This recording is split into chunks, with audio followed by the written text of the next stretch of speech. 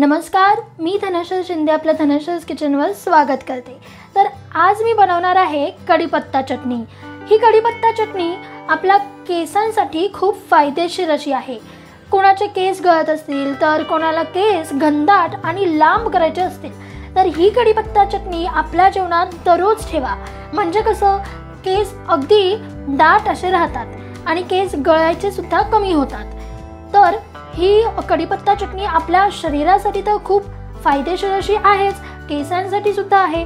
त्यासोबतच ही कढीपत्ता चटणी तुम्ही पिकनिकला जाताना घेऊन जाऊ शकता। महिनाभर टिकेल अशी कढीपत्ता चटणी कशी करायची तेच आपण आज बघणार आहोत। चला तर बघूयात ही कढीपत्ता चटणी कशी करायची आहे। तर इथे मी कढीपत्ता घेतलेला आहे, साधारण 10 रुपयाचा असा 2 ते 2.5 कप असा कढीपत्ता आहे आणि तो स्वच्छ धुवून घ्यायचा आहे पाण्याने।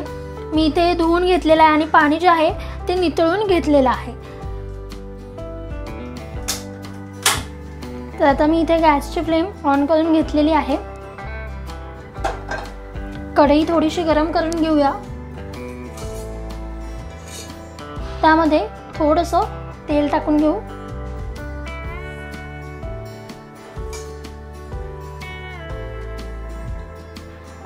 साधारण 2 टेबलस्पून तेल मी इथे टाकलेलं आहे। तेल थोडंसं गरम करून घ्यायचंय, अगदी हलकं गरम असं। तर इथे तेल जे आहे ते हलकं असं गरम करून घेतलेलं आहे आपण। आता गॅसची फ्लेम एकदम लो ठेवायची आणि आता यामध्ये आपण टाकून घेऊयात उडीद डाळ। तर मी इथे साधारण 2 टेबलस्पून उडीद डाळ घेतलेली आहे। आता ही आपल्याला थोडीशी अशी भाजून घ्यायची आहे।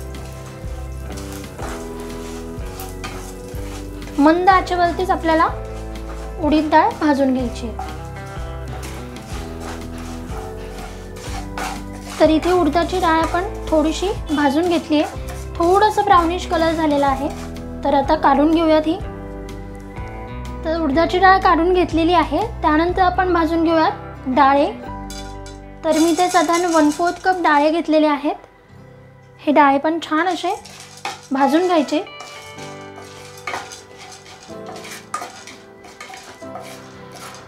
लो फ्लेमवरती साधारण 1 मिनिट आपल्याला हे डाळे छान असे भाजायचे आहेत।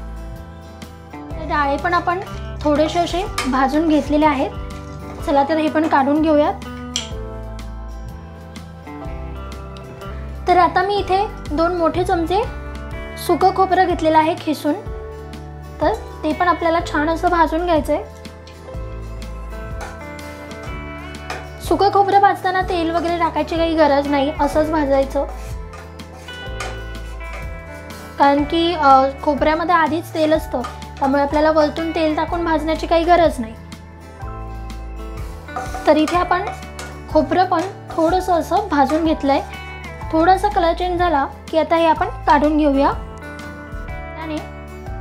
तर मी इथे अर्धा कप शेंगदाणे घेतलेले आहेत, जो मेजरमेंटचा कप असतो त्याच्याने 1/2 कप शेंगदाणे घ्यायचे। तर शेंगदाणे पण थोडेसे भाजून घ्यायचे लो टू मीडियम फ्लेमवरती। शक्यतो हे सगळे साहित्य आपल्याला लो फ्लेमवरतीच थोडं थोडं असं भाजून घ्यायचं आहे, अगदी जास्त असं नाही भाजायचं, थोडं थोडंसं। तर इथे आपण शेंगदाणे पण छान असे भाजून घेतलेले आहेत। चला तर हे पण काढून घेऊयात आता। तर आता आपण भाजून घेऊयात लसूण।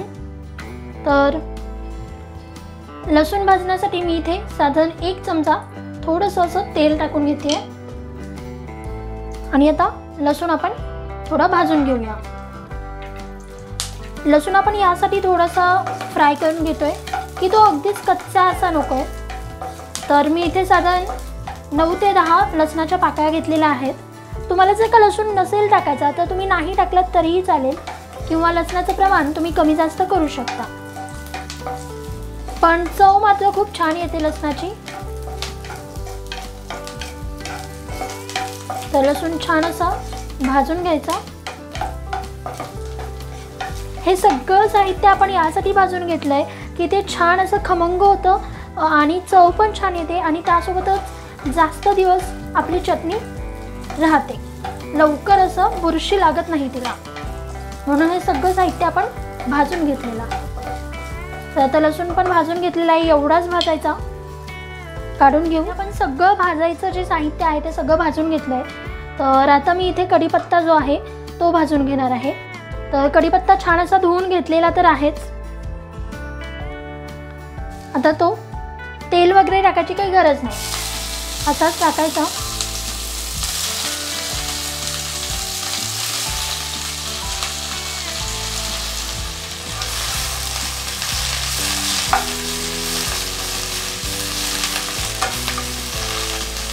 साधारण लो टू मीडियम फ्लेमवरती आपल्याला हा कढीपत्ता जो आहे तो 6 ते 7 मिनिटे भाजून घ्यायचा आहे. छान असा क्रिस्पी असा व्हायला पाहिजे तो.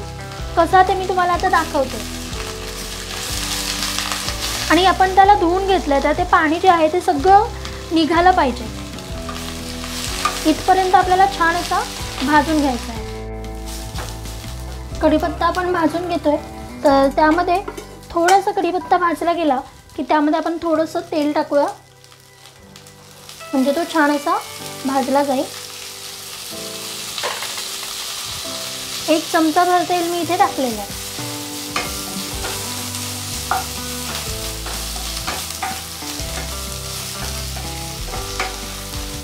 तर इथे मी कढीपत्ता जो आहे तो छान असा भाजून घेतला आहे. हे पहा, हा असा आवाज आला पाहिजे तिथपर्यंत, एवढा क्रिस्पीनेस येतोपर्यंत आपल्याला कढीपत्ता भाजून घ्यायचा आहे. तर मला इथे साधारण 7 ते 8 मिनिटं लागली. मी लो टू मीडियम फ्लेमवरती हा छान असा फ्राय केला आहे. तर चला आता हा आपण काढून घेऊयात आपण.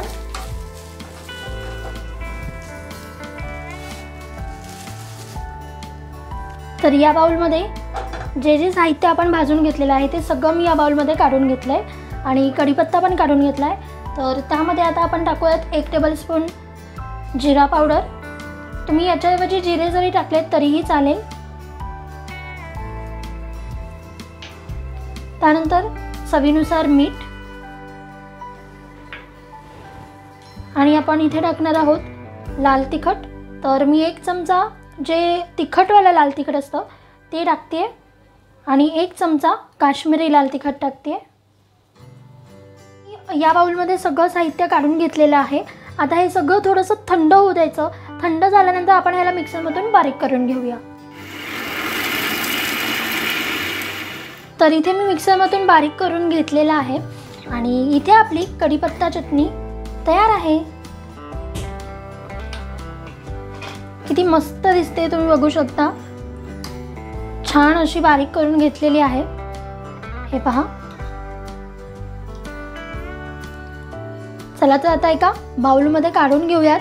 मस्त अशी चटणी तयार झालेली आहे. तर इथे आपली कढीपत्ता चटणी तयार आहे. ही कढीपत्ता चटणी तुम्ही बंद हवा अशा डब्यामध्ये ठेवा, म्हणजे कसं महिनाभर टिकेल.